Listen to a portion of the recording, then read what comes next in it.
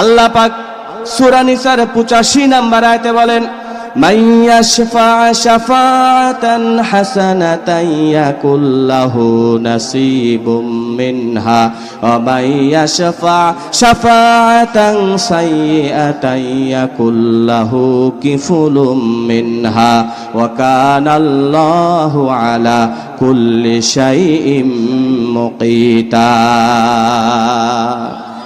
যে কোনো মানুষ ভালো কাজের সহযোগিতা করবে, আপনি ভোট দিবেন, আর একটা ছেলের কারণে ওই মানুষটা যদি ভালো কাজ করে, মেম্বার হলো, চেয়ারম্যান হলো, এমপি হলো, মন্ত্রী হলো, ওই মানুষটা যদি ভালো কাজ করে, যত ভালো ভালো কাজ করবে, ভালো কাজের বিনিময়ে ওই মানুষটাকে যে পরিমাণ সওয়াব দেওয়া হবে, নবীজি বলেছেন আদ-দাল্লু আলাল খায়রি কাফাইলি, সম পরিমাণ সওয়াব আপনার আমল নামায় পাঠিয়ে দেওয়া হবে। ঠিক কি না? আমার প্রিয় বন্ধুগণ, আমার প্রিয় ভাইরা, খুব ভালো করে বুঝবেন, ব্যাঙের উদ্দেশ্য হচ্ছে হাসরের ময়দানে যেন আল্লাহর কাছে জবাব দিতে পারে। ঠিক কি না? আমাদেরও একই উদ্দেশ্য থাকতে হবে, ভালো মানুষের পক্ষে থাকবো আমরা।